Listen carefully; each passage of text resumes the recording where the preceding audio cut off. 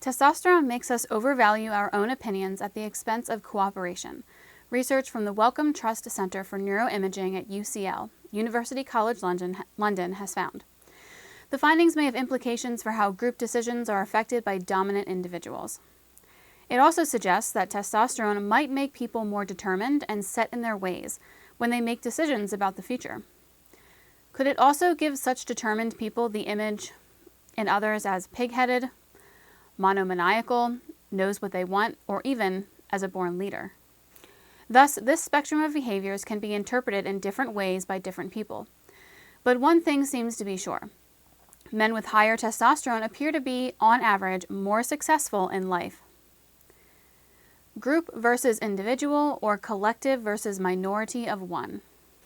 Problem solving in groups can provide benefits over individual decisions as we can share our information and expertise. However, there is a tension between cooperation and self-oriented behavior.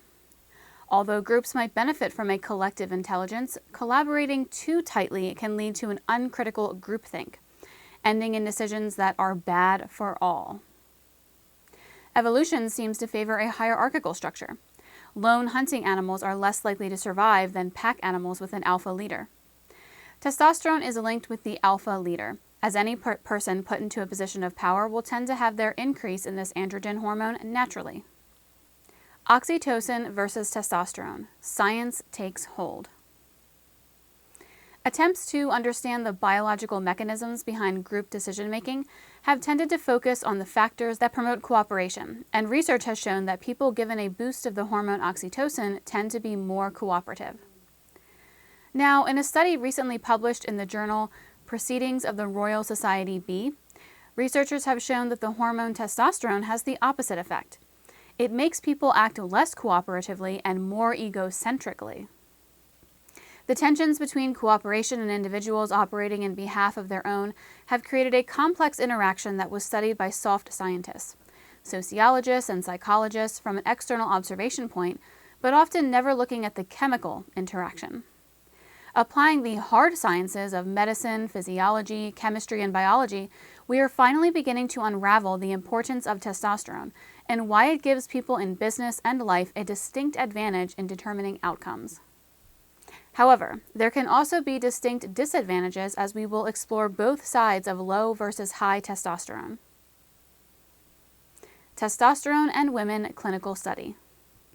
Dr. Nick Wright and colleagues at the Wellcome Trust Center for Neuroimaging at UCL carried out a series of tests using 17 pairs of female volunteers who had previously never met. The trial took place over 2 days, spaced a week apart. On one of the days, both volunteers in each pair were given a testosterone supplement.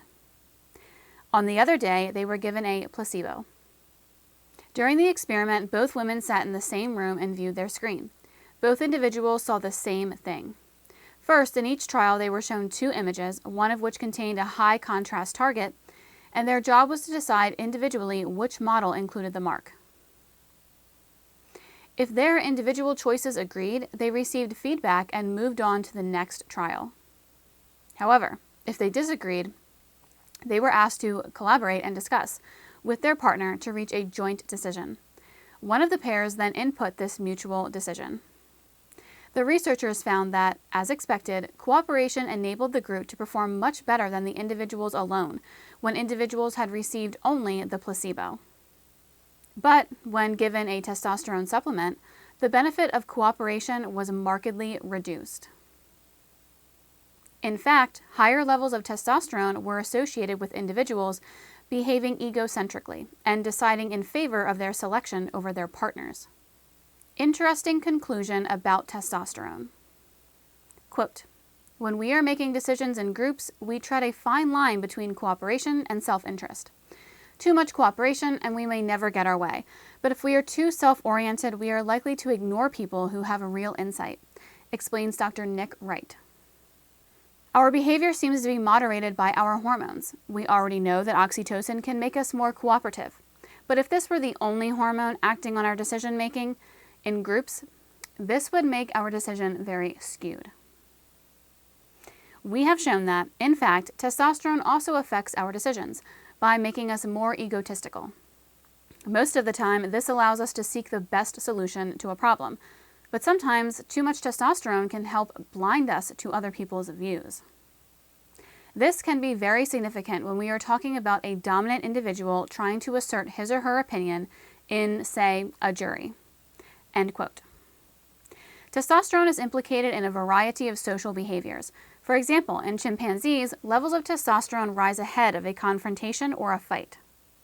In female prisoners, studies have found that higher levels of testosterone correlate with increased antisocial behavior and higher aggression. Researchers believe that such findings reflect a more general role for testosterone in improving the motivation to dominate others and increase egocentricity. It might be noted that testosterone elevates one's desire to climb higher in the pecking order for which they exist, or to climb to higher positions of power in a particular setting. Commenting on the findings, Dr. John Williams, head of neuroscience and mental health at the Trust, said, quote, "Cooperating with others has obvious advantages for sharing skills and experience, but we know it doesn't always work, particularly if one alpha male or alpha female dominates the decision-making. This result helps us understand at a hormonal level the factors that can disrupt our attempts to work together." End quote. The Wellcome Trust funded the testosterone clinical study. Quote, "Testosterone is naturally secreted in men and women, and testosterone levels are correlated with essential behaviors, for example, antisocial behavior, in both men and women. For the size of the dose given experimentally in women, this markedly increases their testosterone from its low baseline level. In men, however, the situation is more complicated. Men already have high baseline levels of testosterone, so giving such doses will decrease their production of testosterone, a feedback effect that will act to offset the increase caused by the treatment itself. The researchers therefore used female subjects because giving standard experimental doses causes a straightforward and well-characterized increase in their testosterone levels. Contact us to talk about how testosterone replacement protocols, treatments, and therapies might be right for you. Please recommend this video and our website on Facebook, Twitter, and Google+. If you found this video informative and would like to learn more about testosterone replacement therapy, please click the link below in the description of this video.